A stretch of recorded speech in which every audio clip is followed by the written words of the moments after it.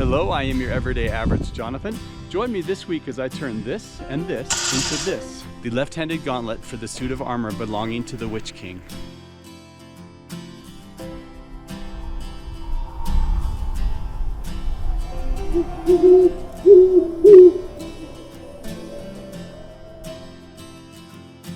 Hello, I am your everyday average Jonathan. I'm an ordinary guy with ordinary tools making extraordinary items. This week we got a real treat. My dear friend Skott is back with me. He's coming back from Kentucky to California, and on his way through he stopped, and we're going to go to the shop and we're going to make something that I keep saying that I have made in the past, but I don't think I've ever done a video on it, which is armor. I've made quite a bit of armor, but none of it's been caught on video until today. We're going to make my left-handed gauntlet for the Witch King's armor suit that I have sitting in the shop. Without further ado, we're on our way to the shop. Let's get started.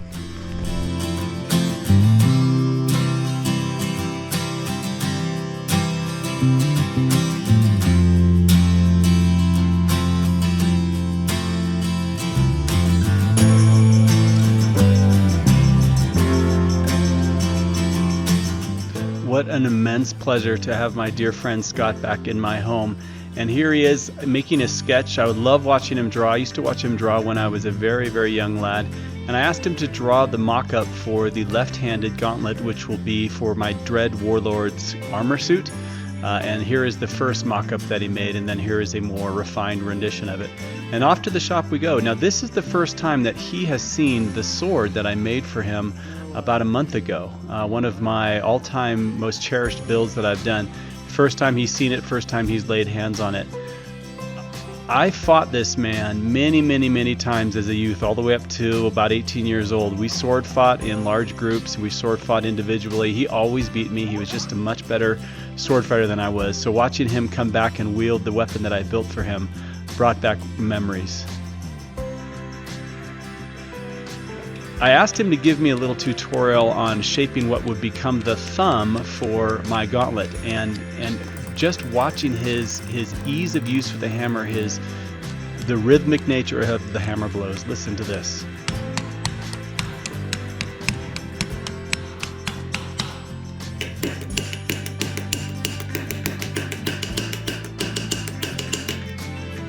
These are the gauntlets that I have. The far left one is one that Skott actually made in the 1980s. The middle one I made about 20 years ago, and this one right here is for the Dread Warlord suit of armor that I have that I made last year.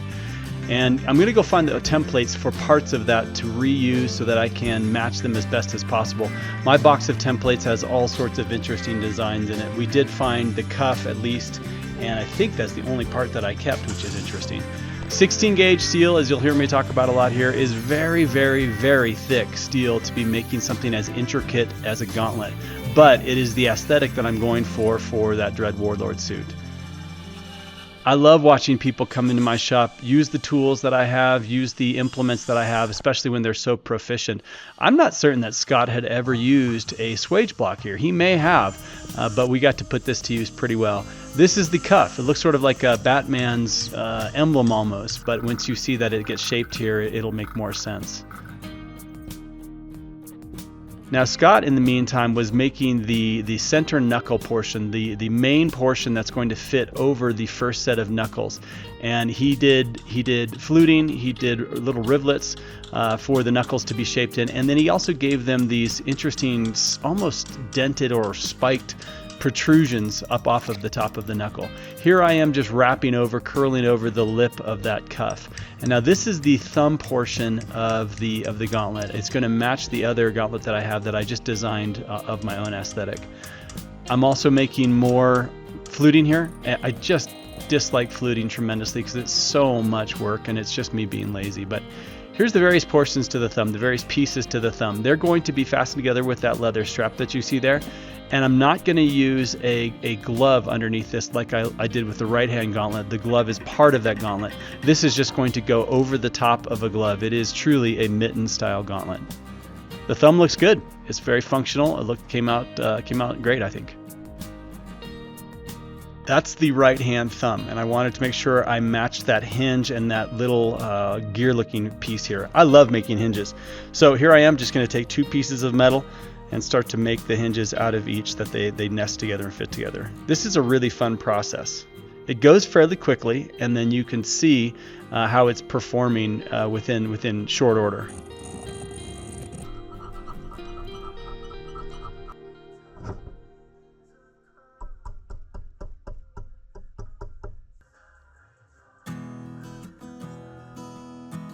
Here we have it. I have a copper rivet to center it, just because it's just so much easier to mushroom out copper. And then having Skott come on in, we're starting to put the leather straps on over the palm and over the fingers, and Skott's riveting those together here, as you see. This is day 2, by the way.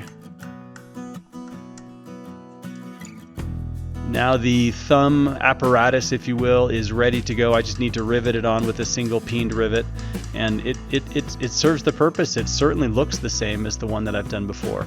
Just a few more leather straps, and we're done. Each time I do leather straps, I do fasten them with copper rivets. Again, just because I'm lazy, it is easier. They're not nearly as structurally sound as a steel rivet, but it's easier for me. It functions terrifically. It looks good. The aesthetic matches very, very well. I did forget one thing, and that is I needed to put this ornate, I don't know what you call it, ornate. It is a very stylized star. It's just one that I came up with, the design that I came up with. It matches the other gauntlet, so I needed to make sure that I got that fixed. And then I forgot to oil darken this like I did with the right-handed gauntlet. So I came back in with a flat black spray paint.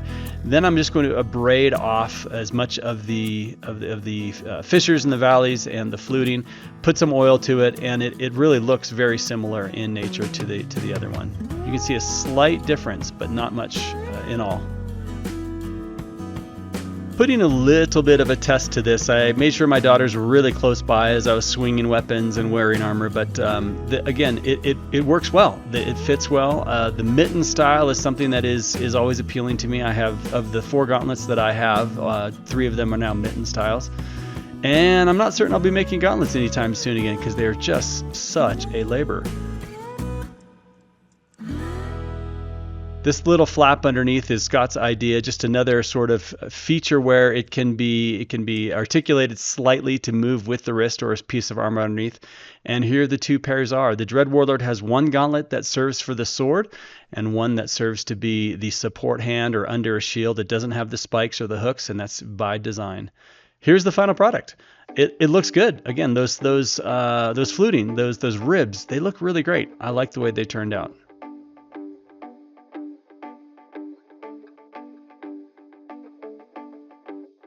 Well, thank you for joining me for this build. This was a very enjoyable project to do with a dear friend of mine. It was also a difficult project for me, to be quite honest. And that's just simply because making a gauntlet, as I was to remember when I made this gauntlet, is probably the most intricate part of a piece of armor, I would think. A helmet might be very difficult, sabatons probably, foot armor probably. But this has so many articulations, so many pieces that fit into it, that it really exposes the puzzle-making process, the fitting in of different pieces, especially when you're making your own templates. These are none of the templates that I use are something that I sourced anywhere else, but sharing my shop, my creative space with the person that really even got me into this whole thing was extremely rewarding. And watching his craftsmanship that I remember from 30 to 40 years ago come back out, and the way he uses hammer and the way his mind thinks. He also is self-taught as a craftsman, but he's been a farrier, he's been a blacksmith, he's built furniture, he's built structures, he knows how to weld, he knows how to cut with a torch, and he has done for a very long time. So I stepped back in awe and watched him shape some of these pieces to this gauntlet. Okay, straight in, what did I learn from this process? Firstly, as I've said the whole time, I wanted to make something that was different from this. As you can see with this, these 2 fingers, the ring finger and the pinky, are co-joined, whereas the other 2 fingers are free. I wanted something completely different in a sense. I wanted it to have the same aesthetic as the Dread Warlord suit of armor that I've shown you. But I came to the decision that I wanted to make what's called a mitten style gauntlet. All the fingers are collected together under one uniform piece of metal, or I should say several uniform pieces of metal, like a mitten would be. I set out to not do fluting. These ribs that you see here, that's called fluting. I set out to not do fluting. I didn't want to do fluting because it's a pain in the butt. But very, very quickly, to keep the sort of aesthetic that this one has, I realized that I had to keep the fluting here, and that just changes so many things. Things are much more difficult to fit together when you have fluting on top of that, at least for me. Things that I'm pleased with. I'm pleased with how the thumb thumbs turned out. They look the same. They actually look really good to me, and they feel really good to me. They look like they belong on the same gauntlet. The mechanisms that turn the thumbs, these little gear-looking things, these hinges, those turned out to be almost identical, the same, functioning the same. That's really cool. Out of sheer laziness, I decided that I was not going to take a glove. This glove that you see here is actually riveted into this right-hand gauntlet. Out of sheer laziness, I decided I did not want to do that with the left-hand gauntlet, because it's so much additional work. It's a pain in the butt. And with a mitten gauntlet, I don't necessarily think that's important. Had I kept the fingers separate, like on this one, I definitely would have made this a gloved hand that is embedded or riveted to the structure. Some of the failures that I have on this particular gauntlet is the way that the fluting lines up and the way that it rolls together and looks together when it rolls. It looks intentional, but it isn't even, it isn't uniform. It doesn't nest together very, very well. This one nests together pretty well. This one's a little, I give the nesting on this one probably the grade of a D. And if you've ever seen examples from armor collections, medieval armor collections at the Met, for example, or the British Museum, or anywhere you go, we see gauntlets that have fluting that are nested together. Sometimes they are so close together and they're so evenly fit that they look almost like a piece of cloth was draped over another piece of cloth and then another.